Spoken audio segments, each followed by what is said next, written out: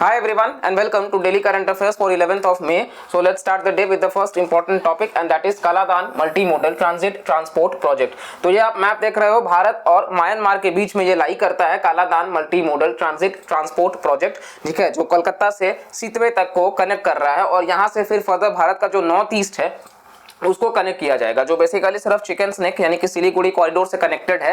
तो उसको फर्दर हम अपना एक्सेस जो है मैरीटाइम तरीके से वो हम बढ़ा रहे हैं और इसी को लेकर के ये प्रोजेक्ट जो है वो चर्चा में है, क्योंकि अभी आप देखोगे तो मणिपुर में कहीं ना कहीं बहुत ज्यादा वायलेंस भी देखने को आपको मिल रहा होगा और ये मेइतेई कम्युनिटी करके है, उसके पीछे का ये कारण है और बहुत सारा भी रीजंस है। इनकेस अगर आपको डिटेल में वीडियो देखना है तो आप जाकर के चैनल पे हमने मणिपुर वायलेंस के ऊपर अलग से एक फुल लेंथ वीडियो बनाया, तो आप वहां से जाकर के भी देख सकते हैं।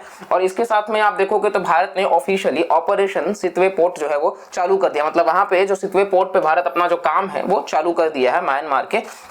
और बेसिकली 1000 मेट्रिक टन का सीमेंट जो है वो श्यामा प्रसाद मुखर्जी पोर्ट जो कि कलकत्ता में है वहां से इसको भेजा गया है। नेक्स्ट आप देखोगे तो कालादान प्रोजेक्ट जो है वो लिंक करता है भारत और म्यांमार को वाया बे ऑफ बंगाल और ये जॉइंटली आइडेंटिफाइड है इंडिया और म्यांमार के बीच में, जो कि multi modal mode of transport है। नाउ ये मल्टी मोडल का क्या मतलब है जी? मल्टी मोडल का मतलब है कि रोडवेज, ट्रांसपोर्ट, एयरवेज, मतलब बेसिकली हर मीडियम जो है वो कनेक्टेड होगा, चाहे रेल हो, चाहे रोड हो, चाहे वाटर हो, एयर हो, हर तरीके से मल्टी मोडल।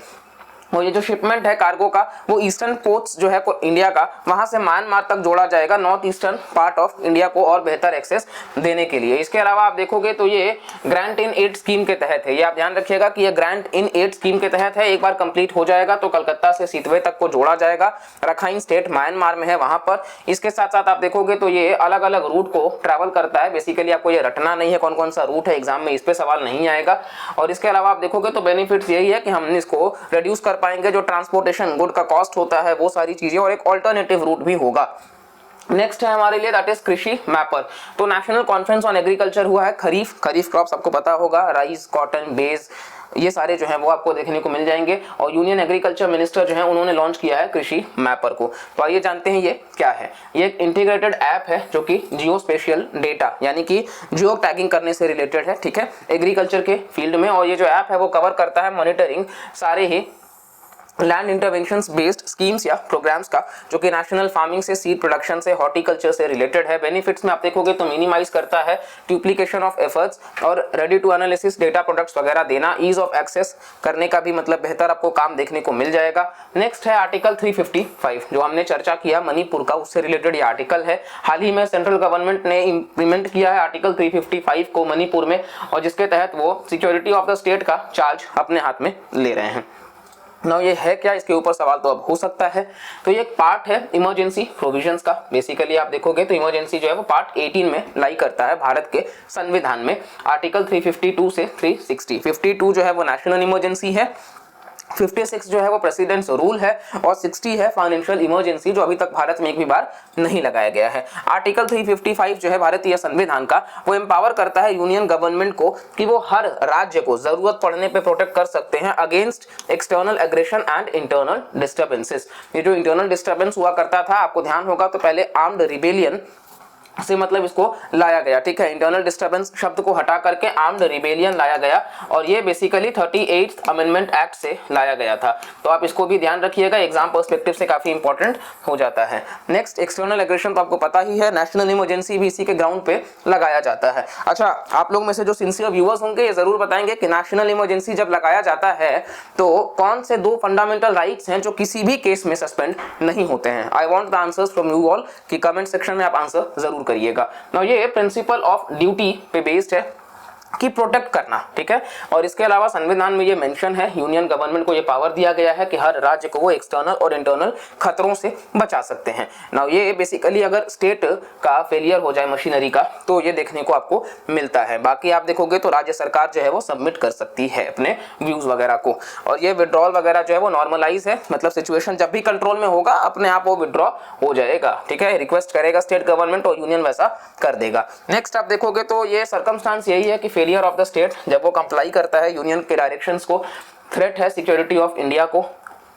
इसके अलावा अगर भारत के अखंडता, यूनिटी एंड इंटेग्रिटी पे कोई खतरा है, या फिर आप देखोगे असिस्टेंस वगैरह से जुड़ा हुआ। नेक्स्ट बुद्ध पूर्णिमा की बात कर लेते हैं। तो रिसेंटली प्रेसिडेंट द्रौपदी मुर्मू ने लोगों को ग्रीट किया है on the occasion of Buddha Purnima. सवाल हमेशा बुद्धिज्म से ऊपर होता ही है, तो इस चीज को थोड़ा सा देख लेते हैं। बुद्ध पूर्णिमा जो है वो भगवान बुद्ध जो है फाउंडर ऑफ बुद्धिज्म, उनके जन्म को लेकर के मनाया जाता है और इसको वेशक भी कहते हैं। 1999 से यूएन ने इसको डेजिग्नेट किया है इस दिन को, ठीक है, ताकि बुद्धिज्म का जो समाज को लेकर के कंट्रीब्यूशन है उसके याद में। और ये एनलाइटनमेंट से जुड़ा हुआ है और बेसिकली आप देखोगे तो इनके जीवन से 3 चीजें हैं, मेन घटनाएं। बर्थ जो है वो नेपाल में हुआ था, लुम्बिनी में। एनलाइटनमेंट सिद्धार्थ जब बुद्ध बन गए थे, और ये आपको ध्यान में होगा। तो एनलाइटनमेंट जो है वो बोध गया बिहार, और फिर महापरिनिर्वाणा तो कुशीनगर जो कि बेसिकली गोरखपुर में है उत्तर प्रदेश के, तो वहां पे महापरिनिर्वाणा यानी कि जो डेथ इनका होता है। और इसके अलावा आप देखोगे तो ये पहला जो सरमन होता है वो सारनाथ वाराणसी वहां पे देते हैं।